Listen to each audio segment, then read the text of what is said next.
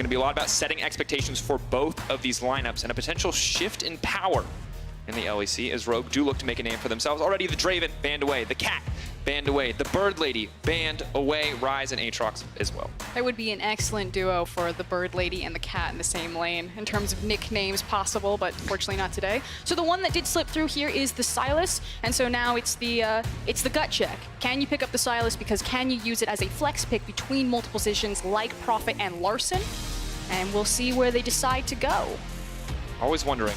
Sylas feels like one of those champions where he is just so absolutely powerful if you have a dedicated Sylas player on your lineup, but we've also seen some teams take it and then not really be able to utilize it to full effect.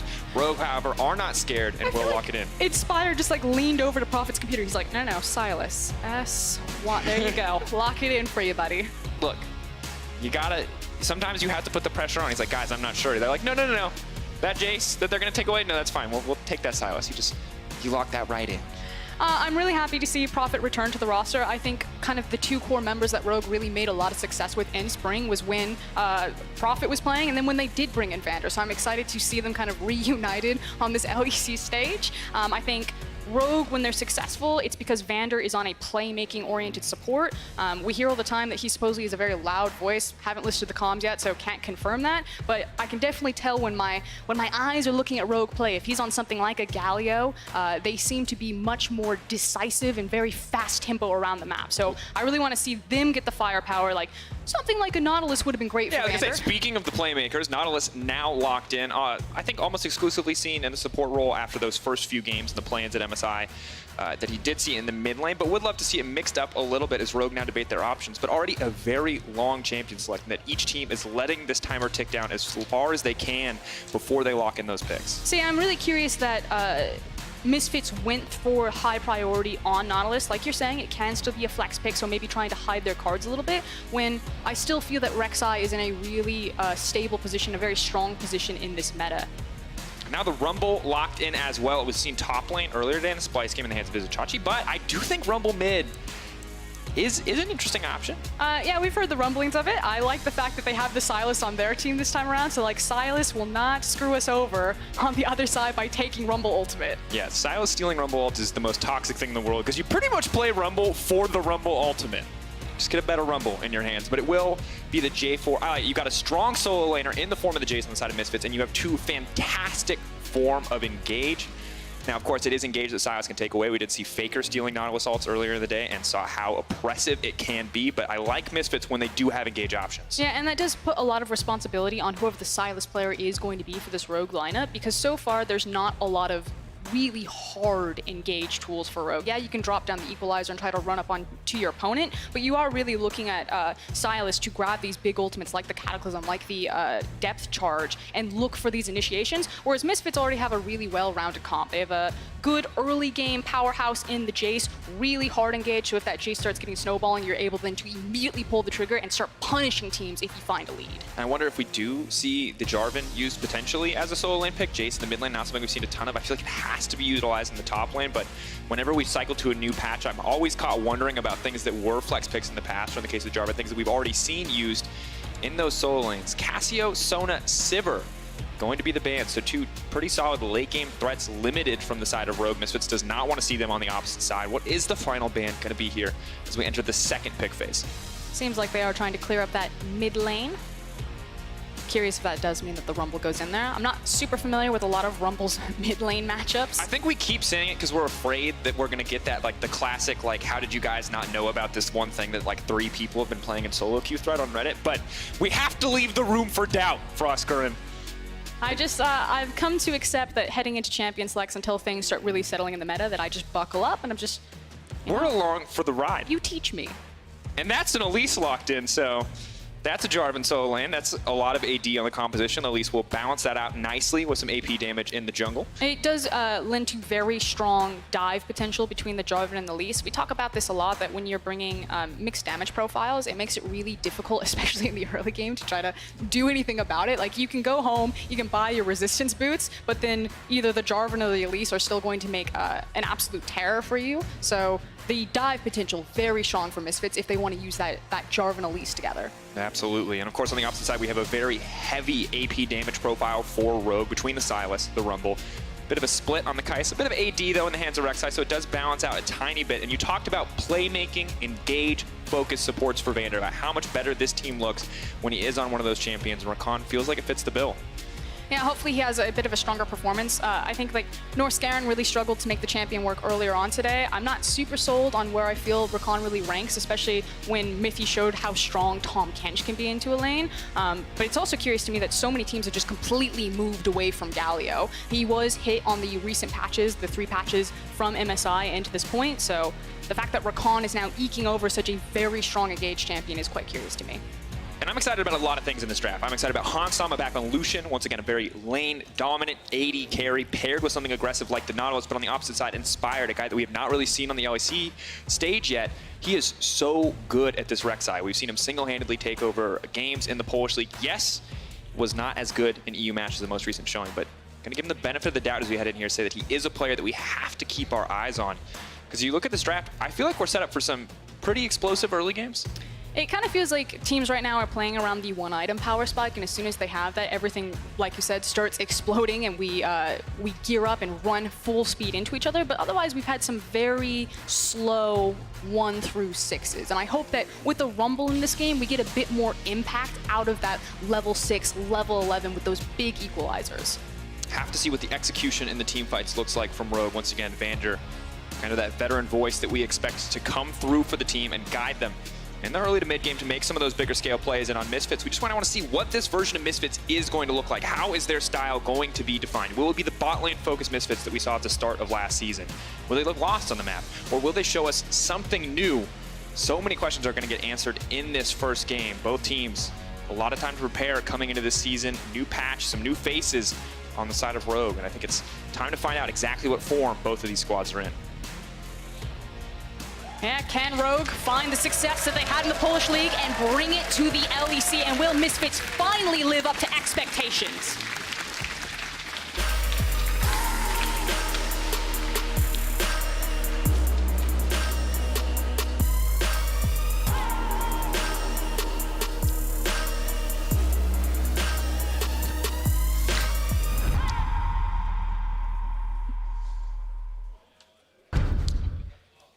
Ladies and gentlemen, welcome to Rogue versus Misfits.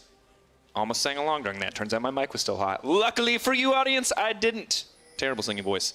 Now, Misfits grouped as 5 for the level 1. Seems like they've been seeing some cheese and scrims, and they want to stop it. But since it looks like we might not get a whole ton of level... Actually, I'm going to hold that thought. Frosco, we got a level 1 setup potentially coming through. Rogue on the invade. Yeah, I think it's in response to Vander. Now, we did see this becoming more popular when the Rakans take the cheeky W, and then they can slip in underneath your vision, wait until the cooldown comes back up, and then catch you off guard. So you are correct, Misfits did 5-man stack, but I think it was in a lot of respect to the fact that not only has Vander pulled off some crazy Rakan stuff, but we've seen it internationally as well as domestically last split. Of course, yes. Hill was saying, Fnatic known for those surprising, aggressive level 1s. It is kind of part of the identity, I feel like, of the LEC. Now you see Misfits going to opt for the leash here onto Maxor, get this guy started on the bottom side of the map, set up now to play around top side if he wants. That's the mixed damage profile you talked about earlier. On the bot side, on the opposite side for Rogue, not going to get an advantage for themselves as they do also opt to leash for the jungle. Yeah, and I expect the initial jungle pathings to be pretty soft and pretty quiet for the most part. It feels like the day has been, okay, maybe a bit of a gentleman's agreement in terms of our laning, and then on the initial item power spikes on level 6, that's when things really start speeding up. Let's see. Top lane is an interesting one. Jarvan versus Rumble is a matchup that I have not seen in a good while. I like that Rumble is coming back, always an exciting champion, you know. Level 6 is going to be a big deal, but for those of you who haven't had to play against Rumble in a long time, still a very obnoxious lane bully. Flame Spitter, an incredibly powerful tool, and just a lot of actually just tons of damage built into that kit. And I was actually curious what keystone Soaz was going to take. So it has the graphs. We've seen a couple of different iterations. I think it was Wonder that brought to the LEC by pulling out the Airy and then trying to compete with Poke and like drop your flag multiple times. That was in a range matchup. My only concern here is he needs to be really conscious about how he plays around the windows when the Flame Spitter is on, because obviously he wants to get up close and personal to really make the most out of that keystone. So props to Soaz there. He's definitely a legendary Rumble player himself. You're talking about the gentleman's agreement. Doesn't look like it's going to be one. The flash forward, the first blood for Inspired. We said keep your eyes on that Rek'Sai. Febiven did not listen, and he will drop. But you can see why Febiven thought that he was okay to be there, because Maxlor was on that side of the map. So unfortunately, Inspired gets right in underneath him and makes it count. Prophet now collapsing. They know exactly where Maxlor is. Febiven has TP back to the mid lane, but they will have a man advantage here. Inspired, no flash available. Larson is going to step forward. Prophet on the way in. Febiven now running for his life. Maxlor can only watch as his mid laner is set to fall. Febby running, can form off in a second, but the knockup is there. Another kill. 2 for the Rek'Sai. 3.5 minutes into the game. And salt in the wound right there to immediately decide, let's punish it again. We know he doesn't have flash. He just TP'd right back into the middle of the lane, and Rogue sprint at Febiven. Brutal start. You expect the range advantage for Jace to give him a little bit more in the early laning phase. And now it's Maxlor who's going to be picking up CS, so while he himself may have normally had a lead, the 2 kills on the Rek'Sai going to nullify that, and things are only going to get more difficult here for Misfits in this early game. Yeah, take another look at it. The thing about Rek'Sai is that you have to get used to her gank angles, her ability to get into the lanes by how she can use her tunnel, just catches Febiven off guard. But again, Maxlor was on that Raptor camp, so just a second later he comes around that corner and they have vision of that type of gank. So game of inches. Absolutely. Now, stun comes in when we watch this one, and this is... It's just sad, because you're watching the Elise stand on the outside and slowly watch his mid laner die. Yeah, the first gank I can forgive because I can see that TP into immediate punish on having the flash. Fight fire with fire, Frostgirl, and hold that thought. We're going to dive a tower. That's what it's going to be all about. Maxlor throws the cocoon forward. Not going to connect. Woolite still alive into that tower. Flag and drag goes in. Eyes on Woolite is going to drop down in the end. Spider only going to take him out, but Prophet level 4 still in the bottom side of the map, and Misfits fire back on a clean dodge. This is a completely different pace from the first 2 games that we saw, and I am very excited for it. So we said we were going to buckle in. I feel like I'm locked into a roller coaster right now. Look, sometimes you want a game of chess. Sometimes you got to wrestle in the mud. Misfits and Rogue, they're looking to wrestle in the mud. Larson walking back to lane, but I don't think that's how the lane wants to go back. Instantly going to go in. No mana, though, on Febiven. Well, the form swap available shortly. Can get a little bit more damage out on the empowered auto, but the healing is there. He walks away. Oh, if Febiven had mana, he would have gotten the kill, but they just did not have the damage. And disappointing, trying to punish Larson, walking back to the jungle, trying to find that footing back into this lane phase, and it's now a full reset as Inspired is here again. Febiven. He can't approach the wave. He can't do it. He's thinking about it. No, he's going third time is the charm. The third time I approach the wave, he won't be here. But Prophet's there, so that will give it away. So Febiven is going to play with a bit more respect. And we have a brief break in the chaos of these first 5 minutes, Frostgren. How bad is it for Misfits right now? Obviously, there's not a significant goal difference, but Jace being down 2 kills in the mid lane does feel like a bit of a hill to climb over. I mean, obviously, it always feels better if your Jace has more gold. I don't think it's the end of the world or that the game's over. I think it's interesting that it's Inspired on the Rek'Sai that gets the 2 kills. I mean, maybe you say it's completely different if some of that gold goes into the pocket of someone like a Rumble or like a Silas. Although we'll keep our eyes on Inspired's build path for Rek'Sai if he wants to really carry. Say Infinity, I dare you. Somewhere Ender will come screaming onto the desk. Very upset. Obviously Rek'Sai with Halo Blades very strong in the early game, so we have to see kind of how Inspired uses this lead and see if he can be the sort of player who will snowball his team to greater heights when he is given an advantage in the jungle, or if we're going to look back at this game and go, hey, I really wish the mid laner had gotten those kills. Now the knockup is going to come in from Vander though. Freedom to leap in and leap out with the Battle Dance. Blocks a bit of damage, but Hansama very comfortably in control of this lane. And one thing that, in the midst of the chaos, we kind of glossed over is the absolutely massive CS discrepancy on the bottom side of the map. 24 to 67. Maxlor here on the bottom side will match the jungler, and Hansama going to keep pushing forward. He's going to try to stick around to make sure he gets the plate as well, so going to be a huge gold difference between the respective AD carries. But I already really like the changes that Misfits have done. It feels like they went back to ground zero and they're like, okay, when did we find success? Well, it was when we played towards Gorilla and Hansama and really allowed them to be aggressive. So give them a lot of firepower, the Nautilus, the Lucian, and Maxlor is constantly bouncing, yes, in response to the mid lane, having a lot of pressure put on it by Rogue, but then making sure that he's giving power to Hansama and Gorilla that they can be so aggressive to open up invades like this. And honestly, when you see that first play in the mid lane, you start to worry for Misfits, but then you look at the CS on the bottom side of the map, you look at how well things are going for Hansama, and you start to get that confidence back. Because remember, when we look at this lineup, There's obviously a lot of all-star talent here, but Hansama always felt like he was supposed to be the carry of this Misfits team, and he is in a massive advantage state. The second he buys, he's almost going to be able to complete that entire first item. They're not even going to wait for that item to come through. They're going to try to force something here. Poke goes in on Evander, saving the battle dance. Can't try to walk away, but he's just going to get bursted down. Hansama grabs the kill. The CC layered perfectly. Yeah, Vander had his flash right there, but didn't expect to A, get snagged up and to be locked down so successfully. So great work from Misfits bottom lane, and they have full control of any of the tower plates that they want. The CS discrepancy, 37 to 85, is only going to grow. Have to see what the first back looks like for Hansama, because this is going to be massive. Now Inspired, you can see, and Larson posturing, moving towards the top side, ready to threaten a die, but so as backing off, giving the respect that it deserves. Maxler will take the solo Cloud Drake. It's going to take a while, but doesn't look like anyone is coming to contest there. And a 1K gold lead for Misfits, building up off the back of that bottom lane and the pressure that they have put down. Not quite the entire Blade of the Rune King, which, you know, may be disappointing for Hansama, but of course when you compare it to his opponent, you've got 3 daggers worth of gold there on top of a boots, 1,200 gold in items versus, well, a lot on the side of Hansama. And Misfits can continue to play rather aggressively around their bot lane because Prophet still doesn't have access to his TP. Now, as soon as that cooldown comes back up for the Rumble, then maybe you need to change some of your thinking or your tactics about how many resources you are going to put down into that bot lane. Or there's the conversation where Max was like, okay, we've got the vision control of bottom side river, bot lane's in a great spot. Maybe this is now the time that I start to give some of my time elsewhere in that mid, in that top lane. So it does feel like Misfits are now back in control of this early game and kind of get to pick where they want to be, at least until Rumble has that TP and gets unlocked on the map. And as he gets closer to the TP, also important to note, has passed level 6, the Equalizer available as well. We have the ultimate coming in from Rek'Sai, so the potential damage here, as well as the potential to reset tower aggro.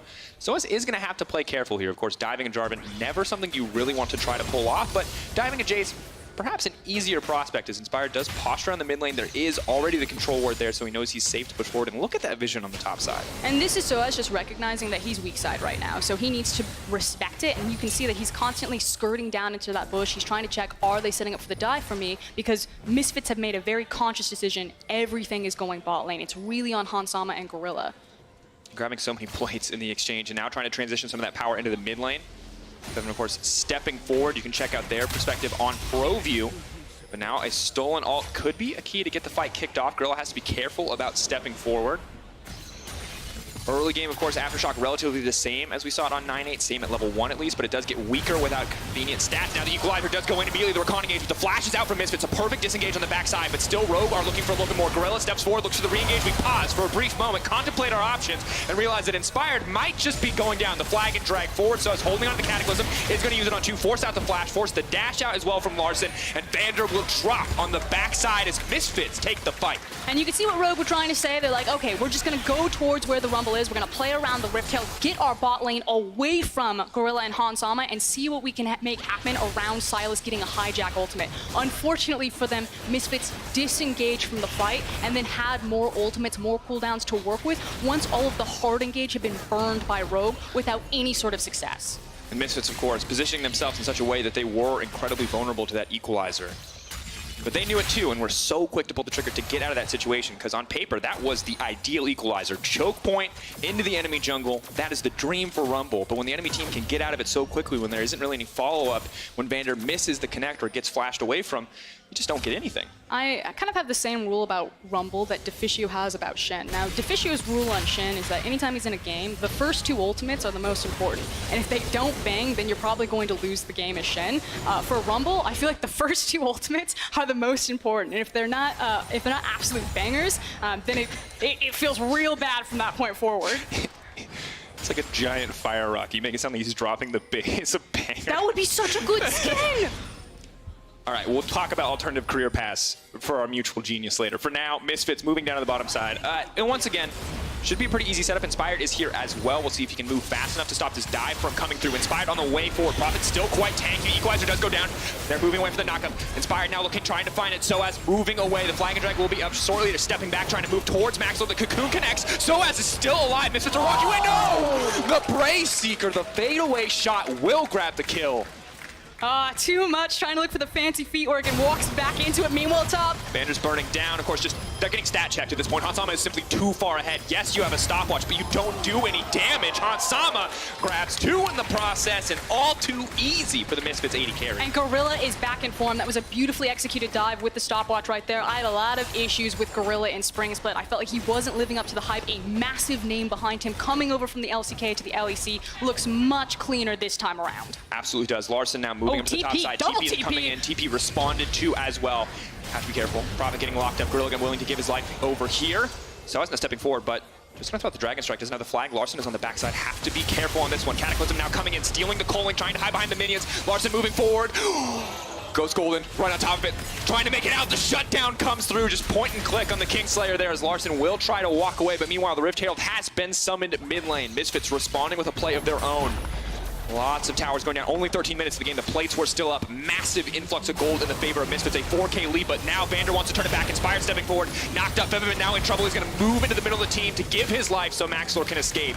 Good punish from Rogue, but still massive lead to Misfits. Now that said, there is 2 massive shutdowns given to the 2 primary carries for Rogue. It was Larson who picked up the shutdown onto Hansama, and it was Woolite who just picked up that shutdown right there. So, okay, a couple of things. Gold traded really well back for Soaz because he made sure that he was there to get all of those plates. So this guy who was playing the weak side for majority of the early game now should be feeling very fat and happy. On the other side, again, the shutdowns into the 2 key players that Rogue needed to beat, and it feels like neither team is really choked out of this game just yet, and probably the next 2 fights will decide it. We'll check out our pro view replay from the perspective of Hansama, how he played this one out. Just good use of the dash there, and honestly, an unfortunate first stopwatch because it just meant that Woolite was going to take the damage, and you can tell Woolite looking for the big play, but 3 stopwatches used, and Gorilla is able to walk out. So overall, Misfits bot lane domination. Not something we've seen since the start of spring, but always nice to take a look at it once again. It's hard because recency bias, you just want us to take a step away from Misfits, but we need to cast our minds back. They had that like 15-minute game against SK where they just absolutely smashed opponents through that bot lane. It's not Morgana Draven, but I will definitely take the Nautilus Lucian in terms of aggressive bot lanes. And while Inspired, I feel like, has looked pretty good in this game, while Larson has gotten to look good, the bottom lane for Rogue has been suffering. Woolite put so incredibly far behind. You talked about 1-item power spikes being important for Misfits. Well, he's at 1.5. Woolite is not even at 1 yet, so the difference in power is just enormous. And I do want to take this moment, because I know we've been talking a lot about Hansama and Gorilla. Shoutouts to Maxlor. I know that Vedius and I were quite aligned that when Misfits really did start to crumble, it felt like Maxlor was kind of that big breaking point, and that he just couldn't do what needed to be done for this team, and unfortunately, the jungler is the guy who always gets blamed. Solo queue pro play, never changes. Maxlor has been on fire this game as the Elise. Few unfortunate moments in those few early minutes, but otherwise, you're right, has been absolutely on point. Now, his response has been very strong. And we talked about how important this game is for setting first impressions, right? First impression of a very new Rogue lineup, and kind of a second impression, say, you know, another first impression. We'll give them the second chance for a first impression. I know you're not supposed to, but we'll give that to Misfits. And so far, they're doing well. Of course, matched in kills, but we've seen incredibly bloody games from Rogue and EU Masters where they have tons and tons of kills, but they actually can't generate a gold lead. And this is a bit of a similar situation as they are down 5K. Larson does have to be careful here. The same level as Hansama. Difficult spot to be in. And this Rogue lineup, or this iteration of the team, when they were in the Polish League, did find a lot of their success through their team fighting ability. So again, love that Vander's on a champion like Rakan. There's still that wombo combo potential of if you find a brilliant equalizer into an incredible Rakan ultimate, that they can very quickly turn it around. And this team did find success and were able to do that repeatedly. I think they had something like a 11-2 they lost a game record. Yeah, they lost a game in the regular season. 1 game on Rise. The one that Vander wasn't there. And now they move down to the bottom side. 4 members strong, 4 Misfits. Of course, only 16 minutes into this game. Still incredibly early on to have this big of a gold lead. Slowly building towards 6K, 5.3 at this stage. So there's no need to play around Baron right now for Misfits. They are free to just continue to push in on the bottom side of the map. And you can see from the gold difference that right now Woolite is scraping the bottom of the barrel. Needs 2 items under his belt, let's say, to be realistically a threat. And that shutdown, he was basically like 6 feet in the ground, and when he got the shutdown bonus, he's like, okay, I'm only 5 feet in the ground He was drowning, and now his head is above the water, and he's like, oh, I can breathe. Still very much underwater, but the head is, we're fine. That is just a real feels bad moment in that itemization. He's Kaise scrambling here. And that's the thing, it means that Misfits have a really big window before Rogue find their teeth again with their carries. Yeah, I'd say big is a soft adjective in this case. It is going to take a long time unless Rogue are willing to sacrifice CS for every other one of their laners to funnel CS into Kai'Sa, which is, of course, an option. Kai'Sa can be a massive threat. The Storm Razor is now completed, so closer to those first two evolves, but definitely an uphill battle for Rogue if they want to make a comeback. Thank you, observers, for showcasing that incredible ward line that Misfits have there. So Misfits have done a really good job kind of slowing down the pace of the game. Obviously, you can't immediately turn and play around Baron because it hasn't spawned yet, while the gold lead is really speaking for itself about how out of control this game got. But as we're talking about, there's now this big window where Misfits can take a breath, kind of set their feet. Where exactly do we want to attack on the map? How cleanly do we want to close this out? They no longer have to play that fast, scrappy style. They now get to dictate when the engage tools are going to come in, at least until Woolite feels confident on that Kai'Sa, which he does finally have an item. Does finally have an item. Now, Hansam admittedly almost has two, and you can see total control over the bottom side. I like that Misfits have been able to play this slow, systematic game, breaking down the bot lane tier 2 tower. Not something that we always saw from Misfits. If we look way back, historically a lot of their weaknesses were in the mid game. Of course, tune that up, and recently we haven't even been able to focus on that point because things have just been falling apart so early on. So a good look from Misfits thus far. Double Drakes as well, so nearly flawless objective control. 0 towers taken for Rogue. You can see them grouping, posturing, looking to get something back as they know that the back timers have come in for Misfits. This is a very brief window for them to get anything done on the map, and right now all it means is a tiny bit of vision. I just think what's concerning is that they have the level 11 on the Rumble, and so they should feel really good at this point in the game, but unfortunately because they're so far behind and because Misfits are so far ahead of the clock and they're able to get a lot of defensive itemization as well as their offensive itemization. You got like Merc Treads basically on every member, you have the Hex Drinker there for SOAS, that it almost doesn't matter even if they find the perfect engagement. You're also then counting on Misfits massively fumbling the next fight. Yeah, we're looking for some clever picks, but Misfits really aren't playing a fast enough game to open themselves up to a lot of these opportunities, and I think you're completely right. Rumble ult, we haven't gotten to see, I feel like, the second Rumble ult yet. Saw that first one, was a lackluster, and it just feels like Rogue have not been in a position to capitalize again, and Misfits splitting up the map quite well to never really give them that opportunity. You know, Equalizer is one of those ultimates that's just, in theory, so powerful. On paper, 1.5 AP scaling ratio, synergizes so well with flat penetration, but in reality, really hard to find a good opportunity to use it. Yeah, and it's hard when your team's not ready to team fight because that's what Rumble wants to do. And Misfits are not only doing a good job kind of splitting up the map, taking the free objectives, but also making sure that they're not wasting any gold. These CS discrepancies across virtually every single lane, Hansama looking at a very close flame horizon on his opponent, just continuing to balloon out of control. And we're effectively waiting for the Baron to spawn. It now has. They got the Mountain Dragon for free. They can now turn and start playing around this objective and use this as the carrot to bait Rogue in. And it does feel like the Baron waiting room at the moment. You highlighted the CS discrepancy. And, I feel like we've hit it so many times, but just absolute dominance. Once again, when it comes to setting first expectations, has not been a good look from Woolite thus far. And now Misfits, 20 minutes, they're going to start with the Baron. Inspired can step forward, but without the rest of his team here, he may just get one shot. Of course, Prophet is on the backside. Are they just going to give this one up uncontested? 1k health. Equalizer goes down. Smite will connect as well. They see an opportunity to get the fight kicked off. Maxwell takes a lot of initial damage. Hansama knocked out of the fight for a brief moment with the stolen ultimate. Gorilla not going to fall. Maxwell's still alive as well. No one in Misfits has died yet, but Prophet's going to find the burn. The Rakan engages there. Rogue finding the turn in an instant, but Soaz wants to fire back. Prophet inspired, the last two members standing, trying to get to that tunnel, wanting to save the cooldown to get out, but cannot do it. 2 kills quickly picked up by Misfits. And ultimately, it's still 3 Barons that Misfits managed to walk away, and not only that, but they have it on their mid laner, their top laner, and their ADC. So if they really want to, they can continue to split up the map, apply the Baron in all 3 lanes, and Misfits have now put their foot on the gas. And for Rogue, it just felt like that is the moment where you have to go in. That is the most of your opponent's resources you're going to get them to burn without you kicking off a fight, but still, things so heavily favored in the Misfits camp right now. 10k gold lead after they break down this tower, absolutely massive. 3 dragons, the Baron powering them up. The next 2 minutes, it is a game of survival. You are getting punched over and over again. You were just waiting for the bell to ding so you can get a break before the next round. But this was the decisiveness that we wanted from Misfits in Spring Split. Multiple times they would fumble in exactly that moment around a Baron, and they would throw games that surely they thought that they were going to win. This time around, it really sticks. And I agree with you. Rogue are saying, we have to go in now, but the goal discrepancy is what won out in the end. And they just could not lock down a target. You can see so many low health bars, but they're able to walk away for a long time. And the rest of the team getting started, but very much Febiven still alive. The Jace still a massive threat. Yes, one of the members of the team that has been focused out, but when left alone, when left free in that back line, just able to cut through so many health bars. Also very cool for Maxwell, I believe, to get the cocoon off before going into the invulnerability, the stopwatch, right onto Larson. Oof. Oh, no surprise setup for Vander.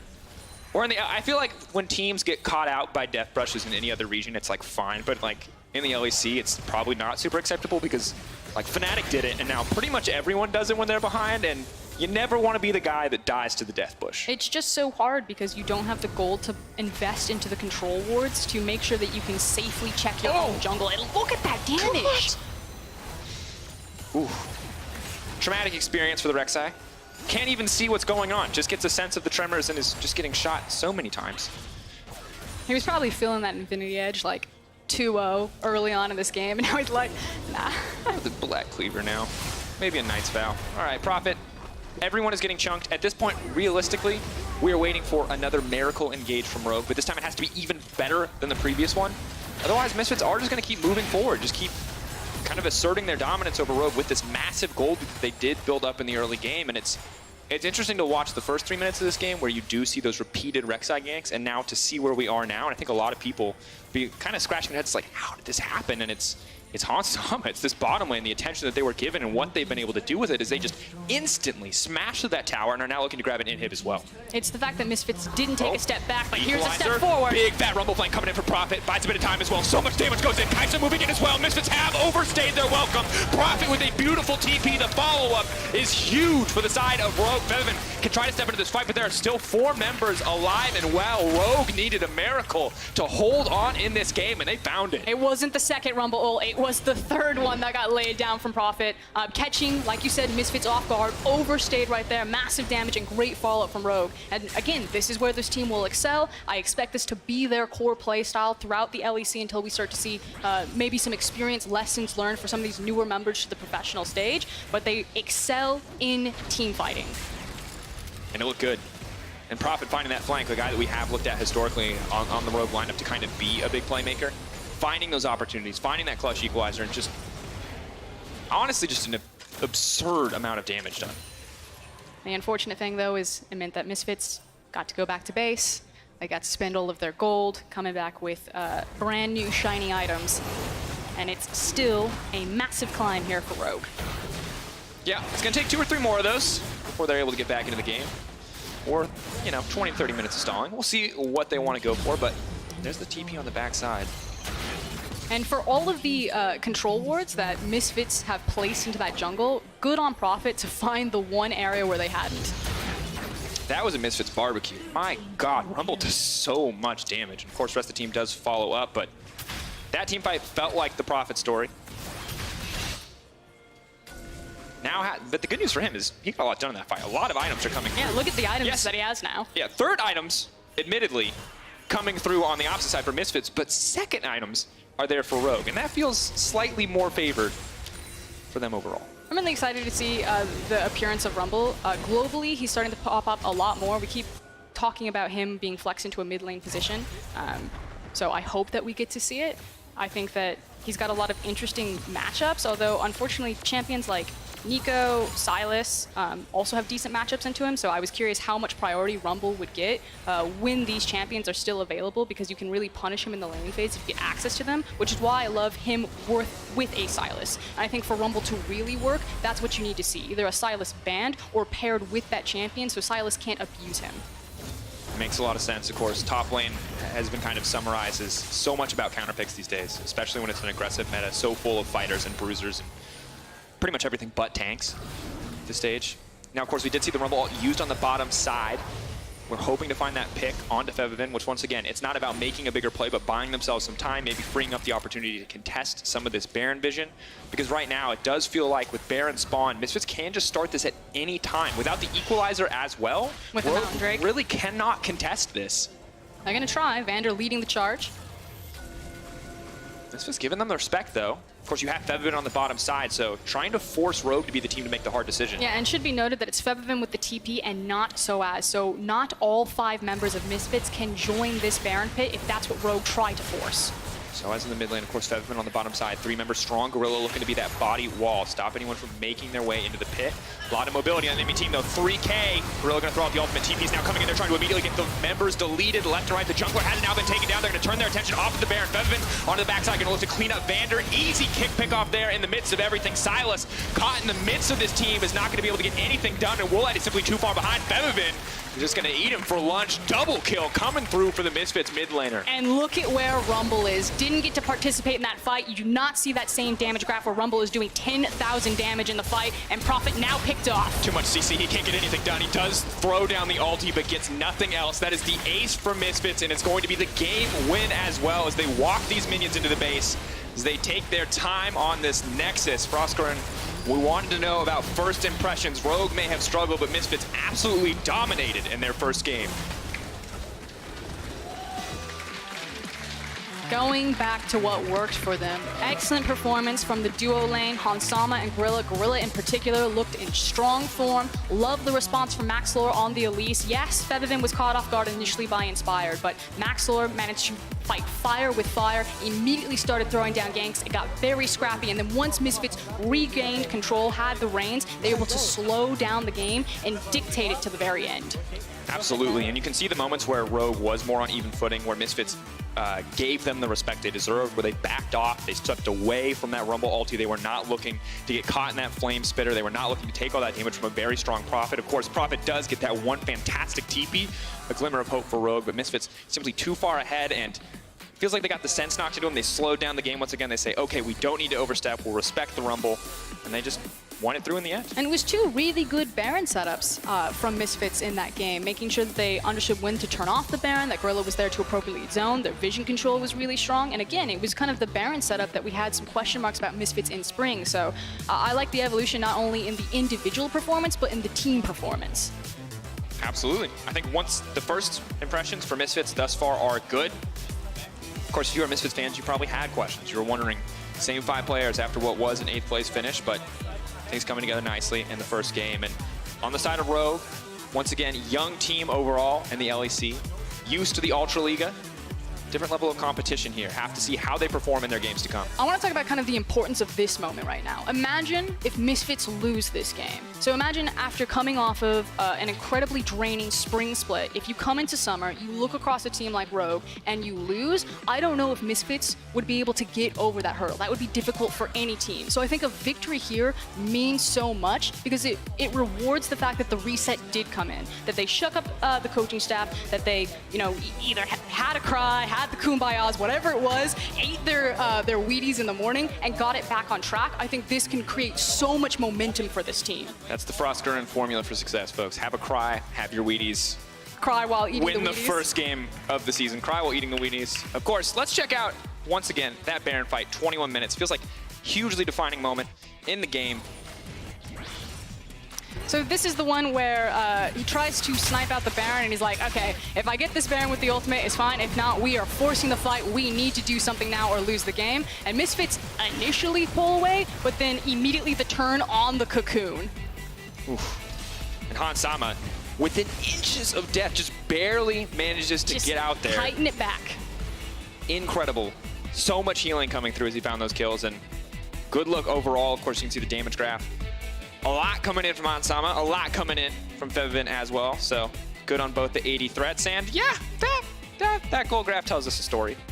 That was kind of the, I feel like the Rogue fan roller coaster. It was like, Rogue had that a cliff flip right there where you're like really excited. Just cut the coming tape. back. Not coming back, folks. It was very difficult. Of course, reminder, schedule has been shifted up, so we will see Excel Schalke at the end of the day. But we do have Maxlore, Hansama, and Gorilla looking to become your key player of the game. You can give us your favorite at LoL Esports on Twitter. Now, the age-old rule was Hansama wins every time because he's adorable. But I do feel like Maxlore deserves a little bit of credit. Was everywhere on the Elise except for mid lane at level 3. I think all of them had their moment in the spotlight. I personally feel like it should go to Hansama. All right. I mean, hard to argue with that. Because he's adorable. No, That's the worst reasoning. Well, coming up next, we're going to hear from Reckless as he and Fnatic look to get their revenge on SK Gaming. Do not go anywhere. We will be right back. I think